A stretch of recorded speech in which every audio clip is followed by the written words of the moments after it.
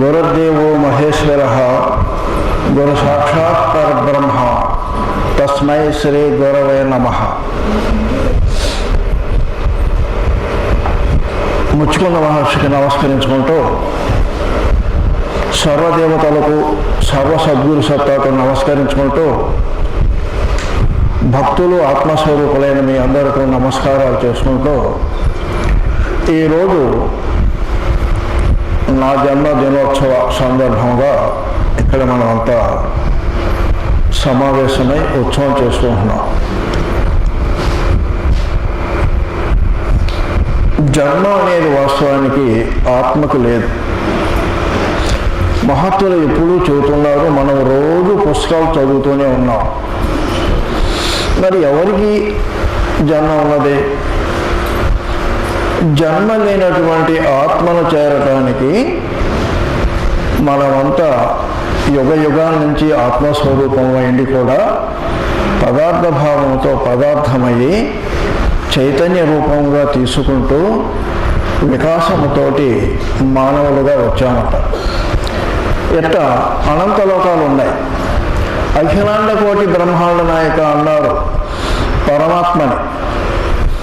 వాస్తవానికి ఈ అఖిలాండ కోటి బ్రహ్మాండ నాయకులు ఒక్కొక్క బ్రహ్మాండంలో అనేక విషయాలు ఉన్నాయి అనంతముగా. ఈ సృష్టి మొత్తము మన ఆత్మతోనే తయారైందంటున్నారు. గమ్మత్తు చూసుకోండి. ఇప్పుడు రామతా లాంటి మహత్తులు సృష్టిలో లీలా విలాసముగా ప్రతి ఒక్క బ్రహ్మాండాన్ని కూడా పోయి విశ్వాంతరాల్లోకి పోయి కావాలంటే మన శరీరముతో వచ్చి మళ్ళీ సూక్ష్మ శరీరముతోనో కారణ శరీరముతోనో అనంతంగా ఈ యొక్క సృష్టి విలాసాన్ని ఆనందిస్తున్నారట. వాళ్ళు జ్ఞానముతో ఆనందిస్తున్నారు సృష్టి విలాసాన్ని. మనం అజ్ఞానములో పడి జ్ఞానేంద్రియ సుఖమే నిజమనే విధానముతోటి, మనసు సుఖమే నిజమనే ఆనందముతోటి, ప్రాణమే మనకు నిజమైన దిక్కనేటువంటి అభిప్రాయంతోటి, దేహము కన్నా ఏమీ లేదనేటువంటి ఆలోచనతోటి మనమంతా బధ్యులమై ఉన్నాం. 84 లక్షల జీవరాశులలో మనము జీవిస్తూ జన్మిస్తూ ఆఖరికి మానవ రూపం వచ్చిన తర్వాత ఎన్నో జన్మలెత్తి ఒక 30,000 జన్మలలో చేసిన పుణ్యం వలన బాగా దైవాన్ని మోటించి భక్తి యోగానికి పోతామట. ప్రత్యేకించి ఈరోజు మనం చేసుకున్న ఉత్సవంలో నేను ఒక గురువుగా లేక సత్సంగిగా, తెలిసిన వానిగా, మీరంతా తెలుసుకునే వాళ్ళుగా లేక శిష్యులుగా, భక్తులుగా ఇక్కడ ప్రత్యేకించి నాకు జన్మదినోత్సవాన్ని చేసుకుంటున్నాం. మరి రమణ మహర్షి లాంటి మహత్తులంతా కూడా వద్దన్నా కానీ చేశారు. రమణ మహర్షి అంటాడు, అరే పుట్టినోడికి సచ్చినోడికి ఏందిరా జన్మదినోత్సవాలు?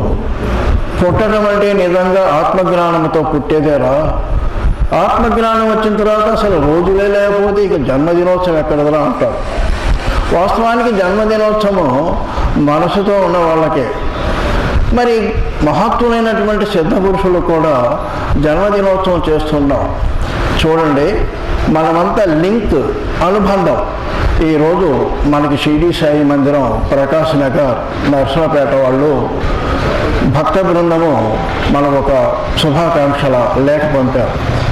అందులో స్వామి మీరు ఇంకా అనేక వసంతాలు బ్రతికి మా అందరినీ ఆత్మ విధానంలో నడిపించే ఎప్పటిలాగా మా అందరికీ మార్గదర్శిగా కావాలని దేవుణ్ణి కోరుకుంటున్నాం. వాస్తవానికి సద్గురు అనేటువంటి పాయింట్ వస్తే సద్గురువుకి దేహము లేదు, వాస్తవానికి ప్రపంచము లేదు, ఆయనకి కాలము లేదు, తావు లేదు, కారణము లేదు. మరి ఎవరు చేస్తున్నారు? వాస్తవాన్ని తీసుకుంటే భక్తులమైన మనము మన జన్మదినోత్సవగా మనము సంవత్సరానికి మనము నిరుడు చేసుకున్న జన్మదినోత్సవానికి, ఈరోజు చేసుకున్న జనోత్సవానికి సంవత్సరంలో జన్మకి ప్రతి జీవి కూడా, అఖిలాండంలో ఉన్న ఏ జీవి కూడా పదార్థ రూపం నుంచి పరమాత్మ రూపంగా ప్రయాణిస్తుంది. కాబట్టి ప్రతి ఒక్కరూ ఎదిగే ఉంటున్నారు. ఈ సృష్టిలో ఉన్న ప్రతి పదార్థము, ప్రాణము, మనస్సు, అతి మానసము అన్నీ కూడా ఎన్ని లోకాలు సూక్ష్మలోకాలు, స్థూల లోకాలు, కారణ లోకాలు, ఈ విధంగా అన్నీ కూడా రోజు రోజుకి కాల ప్రమాణంలో జ్ఞానము కలిగిపోతున్నాయి. కాబట్టి లాస్ట్ ఇయర్ మనం చేసుకున్న జన్మదినోత్సవం వాస్తవానికి నిజమైనటువంటి పరిపూర్ణ సిద్ధ పురుషుడైతే జన్మదినోత్సవం లేదు. మనం చేసే జన్మదినోత్సవం మన జన్మదినోత్సవమే. మన జన్మదినోత్సవంలో లాస్ట్ ఇయర్ మనం కోపాన్ని 10 పైసలు తగ్గించుకున్నామంటే ఈరోజు ఒక 20 పైసలు తగ్గించుకున్నాము. కాబట్టి ఆ 10 పైసలు మనం బాగా బాగుపడ్డాము. కాబట్టి ఆనందంగా మనం ఆనందపడుతున్నాం. ఇదే జన్మదినోత్సవం. కాబట్టి మనమంతా మనముగా చేసుకుంటున్నాం. మన అబ్బాయికి జన్మదినోత్సవం చేసినా వాస్తవానికి వాడికి ఏం తెలియదు. వాడు రోజుకి పరిణతి చెందుతూ మన ఎదురునే మంచివాడుగా తయారవుతూ ఉంటే ఒక 20 ఏళ్ళ దాకా చేసిన జన్మదినోత్సవాల యొక్క సాఫల్యత ఉన్నది. అందులో ఆనందంలోనే వాడికి చేసినటువంటి జన్మ విధానంలో మనం 20 ఏళ్ళలో కూడా ఏ విధంగా పోయాము అనే విషయాన్ని తీసుకుంటే నిజమైన జన్మదినోత్సవం యొక్క సార్థకత అందులో ఉన్నది. కాబట్టి మనమంతా గురువు గారికి వాస్తవానికి గురువుని ఎంత లోతు ఉన్నాడు, ఎంత దూరం ఉన్నాడు, సిద్ధపురుషుడు అయ్యాడా లేదా, ఇవన్నీ ప్రశ్న కన్నా మహాత్ములు చెప్పిన ప్రకారం ఇప్పుడు మాట వరుసకి మెహర్ బాబా ఉన్నాడు. మెహర్ బాబా యొక్క అనుయాయులు మెహర్కు తప్పితే ఎవరికి ఆశ్రయించలేదంటారు. ఇతర సద్గురువులు కూడా ఎవరి కోవ తప్పితే ఆ కోవ కన్నా ఇతర కోవకు పోవటం న్యాయం కాదంటారు. వాస్తవానికి వాళ్లే ప్రతి ఒక్క ప్రపంచంలో ఎక్కడ చూసిన తానై మొక్కను తాను ముందు లేక మూలము తానై చక్కగా నిర్భయలోసున నిర్కమని నెంటి ఉండే నిర్గముగా అంటాడు. అలాంటి వాళ్ళు సృష్టిలో ఉన్నటువంటి రాయి కూడా, పిట్ట, పాము ఏదైనా కానీ మనకి భాష్యంగా అంతఃపరంగా ఇచ్చేటువంటి నాలెడ్జ్, విజ్ఞాని నాలెడ్జ్, సంస్కారం. వాస్తవానికి ప్రజ్ఞాన నాలెడ్జి, సుజ్ఞాన నాలెడ్జికి విజ్ఞాన నాలెడ్జి తీసుకుపోతుంది. ఏదైనా కానీ ప్రపంచంలో పరవిద్య అపరవిద్య మనకు వాళ్ళు నేర్పిన గురువు ఉన్నాడు. 10th పాస్ అయి చేసిన గురువు ఉన్నాడు. MA PhD చేయించిన గురువు ఉన్నాడు. వీళ్ళంతా పరవిద్యకు సంబంధించిన ముఖ్యులైనా కానీ మనకు కావలసిన సంస్కారాలు నేర్పక పదార్థ విజ్ఞానం ఏదో నేర్పుతూ ఆ విజ్ఞానంలో ఉత్తీర్ణులు చేసినా కానీ ధర్మ అర్థ కామ మోక్షాల విషయంలో మనకి పాయింట్ కూడా తీసుకునేటువంటి విధానంలో నడిపినటువంటి విద్య అంతా కూడా సున్నా అని చెప్పేశారు. వాస్తవానికి తన్ను తాను తెలియ తానుకో బ్రహ్మంబో, నిన్ను చేసి నేను నీలోను, నన్ను తెలిసి నేను నాలోను నేనుందు, పరమశివుని యొక్క చూడ పట్టు చిక్కు, నన్ను తెలియకుండా సర్వమును సున్నా అంటాడు. వాస్తవానికి ఈ సున్నా స్థితిని పోగొట్టుకొని సర్వము పరిపూర్ణ అచల పరిపూర్ణమనే జ్ఞానముతోటి ఏదైతే నడుస్తూ సంవత్సరానికి మనకు ముందు నడుస్తున్నామో ఆ సంవత్సరంలో పొందినటువంటి ఓ విధమైనటువంటి పూర్వభివృద్ధిని గురించి ఆనందిస్తున్నాం. దాని గురించిన విధానంలో నాకు మీరు చేసిన మీ జన్మదినోత్సవాలకి మేము పాల్గొన్నా వాస్తవానికి మానవుడు పుట్టినది దైవము కలిగి జన్మించటానికి. మనము దైవాన్ని నుంచి విడిపోయి కిందకు వచ్చాము. డిసెండింగ్ ఆర్డర్ అంటాడు, మనం అసెండింగ్ ఆర్డర్లో వచ్చాము. మనమంతా ప్రప్రథమలో ఆత్మలుగా ఉన్నటువంటి పరమాత్మలము. ఆత్మగా ఎన్నో ఆత్మలుగా మారిన పరమాత్మ ఆత్మ ఒకటే. వాస్తవానికి సృష్టిని సిద్ధ పురుషులు సృష్టిస్తూ ఉంటారు. మనం త్రిశంకు సర్గం విన్నాం. వాస్తవానికి మన ఎదురుగున్నటువంటి మహాత్ములు అద్వితీయమైన శక్తి కలవాళ్ళు. మెహర్ బాబా, అరవింద లాంటి వాళ్ళు ఎన్నిటైనా సృష్టించగలిగేటువంటి స్థితి కలవాళ్ళు. సృష్టి ఉన్నంత వరకు జన్మ ఉన్నది. సృష్టిని దాటినటువంటి జ్ఞాన స్థితిలో ఉన్నవాడికి జన్మ లేదు. మనకి జన్మలేని రాహిత్యాన్ని మహాత్ములు బోధిస్తున్నారు. జన్మనేటువంటి స్థితిని మనం పొందేది ఎక్కడ ఉన్నది? జన్మ ఎక్కడ ఉన్నదంటే మనసున్న చోట ఉన్నది. మనసు ఎట్లా ఉన్నదంటే మమతలు, భ్రాంతులు, అహంకారము, వాస్తవానికి తహతహ దేహాభిమానము, అన్ని కామము, క్రోధము, లోభము, మోహము, మాత్సర్యము, ఇలాంటివన్నీ మనము తీసుకుంటే జన్మకు కారణము జ్ఞానేంద్రియాలతో కూడినటువంటి అజ్ఞానం. దీనిని పోగొట్టుకునే స్థితి రోజుకి మనం ప్రవేశిస్తూ ఉంటే నిజమైన ఇటువంటి మానసిక స్థితిలో మహాత్ములు చెప్పిన ప్రకారము మన భూమి ఒక విధమైనటువంటి సువర్ణ యుగానికి వచ్చిందంట. ఎన్నాళ్ళ నుంచి ఎన్నో లక్షల సంవత్సరాల ఉన్నటువంటి మన ప్రాథమికమైనటువంటి ఆధ్యాత్మిక పురోగతి 1945 ప్రాంతాల నుంచి ప్రపంచం మొత్తం కూడా అద్వితీయమైనటువంటి పురాతనమైనటువంటి విజ్ఞానము, ప్రజ్ఞానము, సుజ్ఞానము నుంచి అర్థం చేసుకుంటే వచ్చిపోయి ఒక 200-300 నుంచి మనము భౌతిక విద్యలో, మెటీరియల్ అంటే ఈ యొక్క పదార్థ విద్యలో అద్వితీయమైనటువంటి ఫలితాలు పొందుతున్నాం. ఈరోజు మనము మానవుడు ఏ విధంగా ఫలితాలు పొందినా, విశ్వరాంతరాలకి ఎక్కడికి పోయి లేచినా, ఎన్ని డబ్బుల్ని నష్టపరిచేటువంటి స్థాయి ఎదిగినా మానవుడికి నిరాశ, దుఃఖము, రోగాలు, భ్రాంతులు, ప్రకృతి విలయాలు, మానసిక క్షోభ ఇవన్నీ తగ్గే స్థితిలో లేవు. అందుకని వీటిని ఎవరైతే మనకి పోగొట్టుకోవడానికి ప్రయత్నం చేస్తూ ఉంటారో అవతార పురుషుల నుంచి, సద్గురువుల నుంచి పాయపాలనగా వచ్చేటువంటి స్థితి, మనలాంటి వాళ్ళ ద్వారా మహత్తులను నడిపిస్తూ మనం ఉండేటువంటి స్థితిని ఒకరికొకరు పరస్పరంగా జ్ఞానాన్ని పంచుకోవటం అంటే బాధని, దుఃఖాన్ని పంచుకుంటూ, సానుభూతి తెలుపుతూ, ప్రేమతత్వముతో ఉంటూ, దైవము ఏకమే, ఎన్ని భేదాలున్నా అభేదమే, అనేకమైన స్థితి అంతా ఏకమే, మనమంతా ఒకటేనే భావముతోటి బాగా అర్థం చేసుకోండి. మన అబ్బాయిలు, మనవాళ్ళు అంతా కూడా మనకన్నా 1000 రెట్లు గొప్పవాళ్ళు. మన అబ్బాయిలు కూడా గొప్పవాళ్ళు మనకన్నా కొడుకులు. ఎందుకంటే వాళ్ళు పవిత్రమైనటువంటి మానసిక వ్యవస్థ గల పరిస్థితుల్లో పుట్టినటువంటి మంచి మనసు కలవాళ్ళు, పుణ్యులు.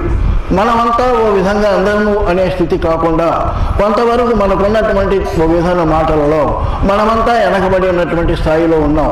మనకున్నటువంటి రాబోయే తరం అంతా కూడా ధ్యానానికి, ఓ విధమైనటువంటి సైన్స్ పరిశోధనకి, ఓ విధమైన నడవడికి, వాస్తవానికి ఉద్యోగానికి, వ్యవసాయానికి, దేనికి కూడా ఏమీ తేడా లేని విధానంలో నిరంతరము ఆత్మవిధానముతో పోయి సాగు పుట్టుకలు లేని స్థాయికి పోయే స్థాయికి రావటమే.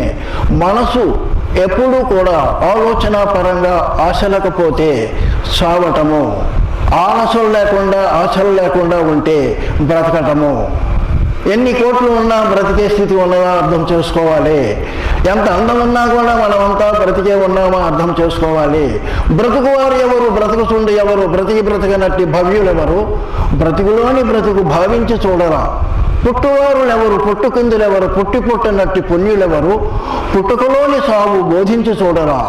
ఇచ్చువారులెవరు, యువకుందులెవరు, ఇచ్చి ఇవ్వనట్టి హితులు ఎవరు, పెట్టువారులెవరు, పెట్టకుందులెవరు, పెట్టినట్టి పేర్మిండెవరు.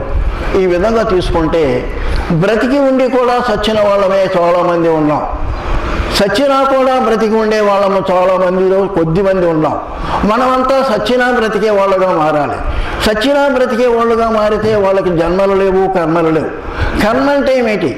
కర్మని మన హైందవ సిద్ధాంతం ప్రకారము కర్మ అంటే మనసులో ఉన్న కోరికలు, మనం చేసే పనులు, మనం చింతించేటువంటి అన్నీ కూడా భ్రమలతో కూడిన, ఈర్ష్యలతో కూడిన, ద్వేషాలతో కూడిన, భ్రాంతులతో కూడిన, దేహేంద్రియ సుఖము కోసము కూడిన, మనమంతా దేశధారి యొక్క దేహేంద్రియాదుల బంధనమును చెక్కి పరము కనుక పుట్టి సచ్చి పుట్టుచునందరు కాళికాంబ హంస కాళికాంబ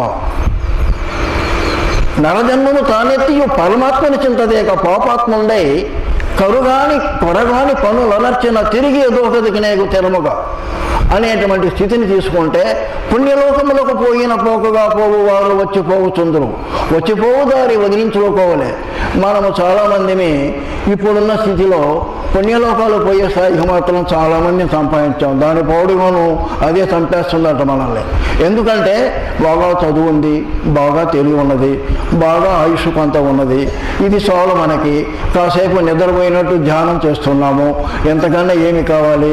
బయటకు వచ్చిన తర్వాత అబ్బాయిల గురించి అమ్మాయిల గురించి ఏడ్చినా తప్పు లేదు. ఏదో ఏ విధంగా చిన్న తప్పు చేసి లక్షలు సంపాదించినా తప్పు లేదు. ఇంకేమి గడిచిపోతుంది? ఏదో చిన్న తప్పులు చేస్తే మళ్ళీ ఏదో రోగాగ్రస్తులుగా పోతున్నాము, ఏదో మళ్ళీ చచ్చిపోయిన తర్వాత ఎలాగా పోతాము పుణ్యలోకాలకి. ఎంతకన్నా ఏమిటనేటువంటి సాంప్రదాయము వెనక రోజుల్లో ఉండేది. కానీ ఇప్పుడు మనకి ఓ విధంగా తీసుకుంటే మనం చాలా అదృష్టమైనటువంటి కాలంలో ఉన్నాం. మనకు కావలసింది ఏదో తృప్తి దొరకటల్లా వైరాగ్య భాగ్యానికి పోయాం. అనేక జన్మ పరంపరలో మనకు వచ్చినటువంటి పుణ్య సంస్కారాల వలన మనం అంతా కూడా ఎక్కడ నిలిచినా కానీ రోత పుడుతూ వివేకముతోటి ఏమిటబ్బా అనే స్థితితోటి నాకునెవరు దిక్కు నడినాల ముందున్న వేగ చుక్క వంటి వెలుగు దిక్కు, వెలుగు కన్న దిక్కు వెనకనా లేదా వేమన గారు అన్నారు, బుద్ధుడిది అన్నారు. బుద్ధుడికి ఏమైంది? నాకు ఆనందం అనేది ఎందుకు లేదు, నేను వీళ్ళందరినీ చూసి ఎందుకు పరితపిస్తున్నా, నాలో క్షోభ ఏమిటి, ఈ ప్రపంచమంతా ఎందుకు రోగ రుష్టులతో బాధపడుతుంది, ఆశాభ్రాంతులతో ఎందుకు నష్టపడుతుంది, ముసలితనంతో ఎందుకు బాధపడుతుంది, ఈ విధంగా ఉండేటువంటి స్థితి నాకు ఎవరు దిక్కు, ఈ ప్రపంచం చూస్తే స్వార్థముతోటి లోభముతోటి దయాలతోటి కపటముతోటి మోసముతోటి ఉండి ఒకరినొకరు దోసుకొని ఒకరి ఒకరి శాంతిని ఒకరు భ్రష్టపరిచే స్థితిలో ఎందుకు ఉన్నది అనేటువంటి స్థితి నీలో ప్రతి ఒక్కరిలో కలుగుతుంది.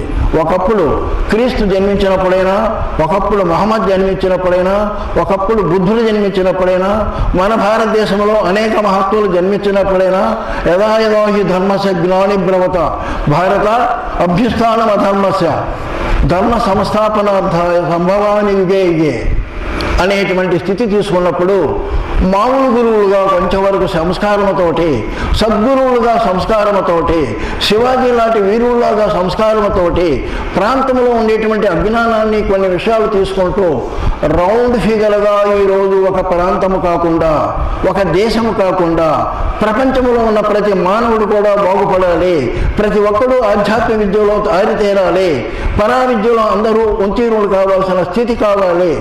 అపర విద్యలలో ఎన్నో నేర్చుకుంటున్నాము. 10 ఏళ్ల కల్లా నేర్చుకున్న విద్యలు ఈరోజు ఈ ఇంజనీరింగ్ కానీ, సైన్స్ కానీ, టెక్నాలజీ కానీ ఏది కానీ ఇమ్మడింపుతోటి అది అంతా కూడా పాతబడిపోతుంది. ఎంత చేసినా ఎదిగినా మానవుడికి యుద్ధ భయం పోలేదు, ఒకరికి చూసి ఒకరికి కుళ్ళుపోతుతనం పోలేదు, దోపిడితనము హింసా మార్గం పోలేదు, విశ్వాసము తగ్గిపోయింది, నిజాయితీ తగ్గిపోయింది, దేహభావం పెరిగినది, ఆత్మచింతన తరిగిపోయినది, అనుబంధాలు పోయినవి, బంధుత్వం పోయినది, సమత పోయినది, ఆత్మీయత పోయినది, నైతిక విలువలు చెడిపోయినవి. ఎంత సైన్స్ అయితే పెంచుకుంటున్నామో మనం దేవుడికి అంత దూరంగా పోతున్నాం. మహాత్ముడు చెప్పిన ప్రకారము మనలో ఉన్నటువంటి వికారాలతోటే అనేక రోగాలు తెచ్చుకుంటూ, అనేక విధాలుగా బాధలు తెచ్చుకుంటూ, అనేక రకాల విధమైనటువంటి విధానంలో ప్రతి క్షణము పైకి పుండు మీద ఏదో ఒక కవర్ కట్టుకున్నట్టుగా పైకి మానవులుగా ఉండి మనం పడేటువంటి విధానము నరకయాతన అనే స్థాయిని మార్చుకోవటానికి ప్రపంచంలో ఈరోజు ఆధ్యాత్మికపరమైన వాతావరణాన్ని ముసురు పట్టిందట. దాన్ని మనం వినియోగించుకోవటానికి మనమంతా పరస్పరం తీసుకొని, అందుకే నేను ఆయనకి మామూలుగా రాశాను గోపాల్ బాబు గారికి, అయ్యా నిన్ను నన్ను దైవసత్తా గురుసత్తా కరుణిస్తూ మన పదాన్ని అనుబంధముతో ఉంచుతూ మన ఇద్దరికున్న అనుబంధాన్ని దైవ మార్గంలో పోయేటట్టుగా శాశ్వతముగా నిరంతరముగా మనందరినీ జ్ఞాన వైరాగ్యాలు ఇచ్చి నిరంతరము కాపాడుకునే స్థాయికి రావాలనే భావముతో నేను రాశాను. కాబట్టి మనందరినీ కూడా ముచ్చుకుందుడు ఇక్కడ ప్రాథమికమైనటువంటి మన ఆశ్రమం పేరు కాబట్టి వాస్తవానికి ముచ్చుకుందుడు ఆల్రౌండర్. ఆయన కృష్ణ భక్తుడు, కృష్ణుడు ఆల్రౌండర్. వాస్తవానికి ఎవరిని తీసుకున్నా కానీ కొద్ది మార్పులతో ఉన్నటువంటి ఓ విధమైన పరిమితితో చెప్పినటువంటి విధానము, పరిమితి లేకుండా చెప్పినట్లున్నా కానీ నడుచుకునే విధానంలో పరిమితి గల వాళ్ళే కానీ కృష్ణ భగవానుడు చెప్పినది అనంతమైనటువంటి అనస్వరమైనటువంటి వినస్వరమైనటువంటి విజ్ఞానముతో కూడినటువంటి ఆత్మబోధ. దానిని నిరంతరము ఏ విధంగా మనులన్నీ ఒక పూసలన్నీ కూడా ఓ విధంగా దారానికి అవి అట్టుకొని పోతూ అన్ని విధాల భేదాలు ఉన్నటువంటి స్థితిలో కానీ అనేకత్వముల స్థితిలో కానీ అనంతమైన ఆనందతత్వాన్ని చిచ్చిదానందాన్ని అనుభవిస్తూ ఎవరి యొక్క మార్గంలో వాళ్ళు ఆనందపడుతూ మానవులంతా మహాత్ములుగా మారుతూ మహాత్ములైనటువంటి వాళ్ళు పరమాత్మ స్థితిని అనుసంధిస్తూ భూమి మీద దేవతలు విహరిస్తున్నారనే భావానికి నిజంగా మనమంతా పయనిస్తున్నాం. ఇంకా 20-30 ఏళ్ళు పోతే మన ప్రాథమికమైనటువంటి అన్ని విషయాలు బయటపడుతూ విశ్వశాంతి ఓలలాడుతూ 2099 నాటికి ప్రపంచంలో చాలా మార్పులు వచ్చి విజ్ఞానం ఏ విధంగా పెరిగిందో, సైన్స్ ఏ విధంగా పెరిగిందో, మన యొక్క ప్రజ్ఞానము, సుజ్ఞానము యొక్క ఆత్మజ్ఞానము పెరిగే స్థాయికి మనమంతా ఎదుగుతాం. కాబట్టి వాస్తవానికి నాగార్జున సాగర్ రిజర్వాయర్ అయితే అనంతమైన గురుసత్తా నుంచి ముఖ్యమైనటువంటి గురుసత్తా లాంటి వాళ్ళు మేజర్ కాలువలాగా వచ్చి, తర్వాత మైనర్ కాలువలాగా వచ్చి, ఒకరికి 2-3 ఎకరాలకు ఇచ్చేటువంటి చిన్న కాలువలాగా ఇచ్చి, ఒకరికి 1 ఎకరానికి ఇచ్చే కాలువలాగా వచ్చే ఆత్మజ్ఞానాన్ని మనం ఏదో ఒక కాలువగా మారి మనమంతా దైవ సన్నిధిని ఎప్పుడు ఉంటూ, ఎవరి కాళ్ళుగా దైవమగ్నులై ఉంటూ, నిరంతరము ప్రేమతత్వముతో, త్యాగముతోటి, సత్యము, ప్రేమ, నీతి, దానము, పరోపకార బుద్ధి, దీనసేవ, వాస్తవానికి ఇవన్నీ మనకి ఎప్పుడు చెప్పుకునేది అర్థం చేసుకోండి. క్షమ, గర్వరాహిత్యము, ఈ విధంగా మనం పోతూ ఉంటే, ఆ విధానాన్ని మనం నడుస్తూ ఉంటే, నీ మనసును నువ్వు శూన్యము చేసుకుంటే, నీవు ఒక నర్సులాగా నీ ఇంటి విధానంలో ఉంటూ ప్రేమతత్వాన్ని పంచుతూ ఉంటే, అన్నిటినీ అతీతమైన మనసుని ఖాళీ చేసే స్థితిగా ఉంటే, మహాత్ములు చెప్పిన ప్రకారం వెనక రోజుల్లో 100 ఏళ్ల ప్రకారము ఒక మానవుడు పొరపాటులు చేస్తే ఈ జన్మలో యోగానికి అర్హుడు కాదనే ప్రశ్న తీసివేసి 1000 లక్షల రేట్లతో నీవు ఇప్పటిదాకా ఈ జన్మలో 1,000 తప్పులు చేసినా నిరంతరమైనటువంటి మానసిక విధానాన్ని మార్చుకొని ఇప్పటి నుంచి నన్ను వినగా నిజమైనటువంటి మనసు పెట్టి అర్పణాభావంతో డెడికేషన్, ఆకాంక్ష పెంచుకో, యాస్పిరేషన్, రిజెక్షన్ అన్నిటిని వదిలేసుకో, తప్పులు ఉన్నాయనుకుంటుంది, వివేకము, వైరాగ్యము పొందుకో, డెడికేషన్, సర్వపర్వపణ భావంతో చూసుకో, నీకు ఖచ్చితంగా ఈ జన్మలోనే ఇస్తాను ఎమాన్సిపేషన్ అన్నాడు. ఇది 100కి 100 బల్లబుద్ధి చెబుతున్నారు మహాత్ములు. మీరు అవసరం నాకు, మీరంతా మాకు ఉద్యోగులుగా కావాలి, మిమ్మల్ని అంతా ఉత్తీర్ణ చేసే విధానంగా కావాలి, అందుకని మీకు కావాల్సిన విధానంగా మేమంతా గ్రేస్ చూపిస్తున్నాం, గ్రాండ్ గ్రేస్ చూపిస్తున్నాం, అద్భుతమైనది నభూతో అనేటువంటి విషయంగా వచ్చే చూపిస్తున్నాం. మీరు మారండి, నిజంగా మిమ్మల్ని మీరు 10 పైసలు మారిస్తే 90 పైసలు మార్చే విధానంగా మాకు ఇప్పుడు టెక్నిక్ వచ్చింది, మీరంతా మానవులంతా దైవ మానవులు అవటమే మాకు ప్రస్తుతము విశ్వములో ముఖ్యమైన అర్జెంటు పని, కాబట్టి మీ అందరినీ మేము బాగు చేస్తాము అనే విధానాన్ని ప్రసారం చేయటానికి తెలిసినటువంటి కొద్ది జీవాత్మలు పరిపూర్ణత పొందుతూ ప్రతి చోట ఈరోజు మంచి నీడచ్చేటువంటి చిన్న చెట్టులాగా ఎదుగుతూ అందరికీ విశ్వవ్యాప్తమైనటువంటి ఆనందాన్ని కూర్చోటానికి కావాల్సిన ప్రణాళికలో చిన్న చిరుదీపాలుగా చీకటిలో కావాల్సిన విధానాన్ని మన యొక్క ఈ విధానంలో మన ఆశ్రమ ద్వారా పొందే స్థాయిని మనం వినియోగించుకుంటూ నిత్యము కూడా మనము ప్రతిరోజు కూడా జన్మరాహిత్యానికి పోతూ 1 సంవత్సరం దాటాలుగా అద్వితీయమైనటువంటి కొన్ని విషయాల్లో పురోగతి చెందుతూ ఆ రోజు జన్మదినోత్సవం చేసుకుంటూ అందరము రోజుకి అర్థం చేసుకోండి. రామకృష్ణ లాంటి మహాత్ములు కూడా ఇక్కడ ఎన్నో ఒక 50 ఏళ్ళలో 70 ఏళ్ళలో మరి అద్వితీయమైనటువంటి ఆచరణ నిష్ఠతోటి ప్రేమ స్వరూపముతోటి ఒక దివ్యంలాగా సూర్యుల్లోగా వెలిగి మనందరికీ ఎన్నో కష్టాలు పడి దేహపరమైన మానసిక ప్రాణపరమైనటువంటి విధానాల్లో వాళ్ళను చూస్తే మనకి గుండె తరిగిపోయే విధానంగా వాళ్ళ జీవితాల్లో మనం పరిశీలిస్తే ఉన్నా కానీ అక్కడ ఉన్నది. ఎవరికైతే విధమైనటువంటి త్యాగభావముతో జీవతత్వాన్ని ఆనందపరిచేటువంటి త్యాగమయమైనటువంటి నిర్మలమైన నడక ఉంటుందో దానికి భూమి జ్ఞానసత్తా ఎన్నో వరాలిచ్చి పంపిస్తుందట. మహాత్ములు మనకు చేసినటువంటి సేవకి, మహాత్ములు మనల్ని ప్రేమించినటువంటి విధానానికి, మహాత్ములు మనలో మయకం చెంది మనలో ఐక్యత పొంది వాళ్ళ యొక్క ఆత్మశక్తిని మనలో నింపినందుకు వాళ్ళకి అద్వితీయమైన శక్తి ఇచ్చి విశ్వంలో అనేక లోకాల్లో ఇంకా మేలు చేసే శక్తి ఇస్తుందట. అట్టనే మనము కూడా దాన ధర్మాలు చేసుకుంటూ ఆత్మపరమైన విషయాల్లో వచ్చే సంవత్సరానికల్లా 10 పైసలు ప్రతి విషయంలో సత్యము, ప్రేమ, నీతి, దానము, త్యాగము, పరోపకార బుద్ధి, దీనసేవ, శాంతము, నిగర్వము, క్షమ, శాంతము ఇలాంటి విషయాల్లో తీసుకొని శమదమ వైరాగ్య వివేకాలతో సాధన చేష్టము సాధిస్తూ మహావాక్యాలు ఇలాంటి విషయాలన్నీ తీసుకొని బ్రహ్మనిష్ట పూనుతూ తత్వమసి లాంటి అహం మహాశలాంటి విషయాలు తెలుసుకునే స్థాయికి భక్తి ఎవరుషము భజన చేయ, ముక్తి ఎవరుషము ముక్కు సూచేస, శక్తి ఎవరి సొమ్ము యుక్తితే సాధించాం. ఇప్పుడే స్టెప్ వేసుకో, అన్నీ పోతాయి. అసలు కర్మ సిద్ధాంతానికి ఇప్పుడున్న గురుసత్తా ఒప్పుకోదు. నీవు సర్వాధికారివి. నువ్వు ఏ వేషం వేసుకున్నావో నీకున్న వేషం ప్రకారం బయటకు వచ్చావు. నీకు ఏది అంటదు. ఇప్పటి నుంచి నువ్వు ఏది కావాలనుకో. అనక చేసిన పాపాలన్నీ పుణ్యాలతో పని లేదు.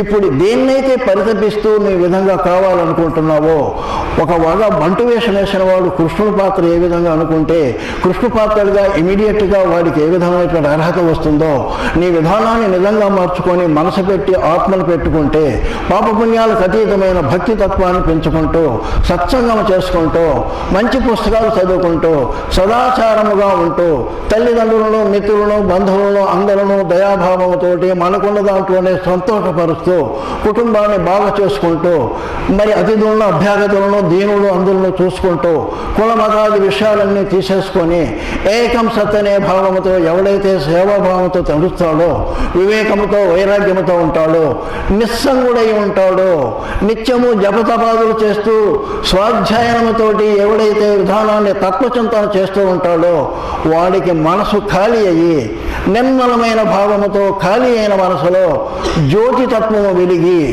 సోహం భావానుభవం వస్తే సదాసారిగా సృష్టిలో అద్వైత జ్ఞానిగా నేర్చుకొని సర్వానికి మేలు చేసే ప్రేమమయుడుగా ధర్మార్థ కామ మోక్షాలను జయించి ప్రేమ స్వరూపుడుగా మారే స్థితి మనకి పురుషార్థాలు 5 ఉంటే ఈరోజు ప్రేమ అనే దాన్ని టర్మినేట్ చేశాడు. ఆ ప్రేమ అనేటువంటి స్థితిని గురించి మెహర్ బాబా చెప్పాడు. దానిని అతిమానం శృతువు ఇంకొక విధంగా, ఇంకో సింప్లిఫైడ్ కాక కాన్సన్ట్రేటెడ్గా అరవింద చెప్పాడు. ఎవరు ఏది చెప్పినా, వేమన చెప్పినా, బ్రహ్మగారు చెప్పినా కాలానుగుణంగా మానవుణ్ణి దైవములో ఇరుక్కొని దైవముగా మారి దైవంలాగానే ప్రతి వారికి సేవ చేయాలనే భావముతో చెప్పిన వేదాంత సిద్ధాంతాన్ని మనం నేర్చుకుంటూ భక్తి జ్ఞాన వైరాగ్యాలు పెంచుకుంటూ కర్మ భక్తి జ్ఞానాన్ని ముప్పిరి కొనేటట్టుగా జీవితాన్ని అనుభవిస్తూ మనమంతా జన్మలేని జన్మదినోత్సవాలు చేసుకునే స్థాయికి ఎదగాలని, సద్గురు సత్తా విశ్వగురువులు అంతా కూడా మనల్ని రక్షించాలని, ముచ్చుకుందులు మనల్ని రక్షించాలని పదే పదే ఇలాంటి ఉత్సవాలు చేసుకుంటూ మనమంతా ఆత్మమార్గంలో పురోగమి చెందాలని సర్వదేవతలకి నమస్కరించుకుంటూ, మీ అందరికీ నమస్కరించుకుంటూ ఓం తత్సత్.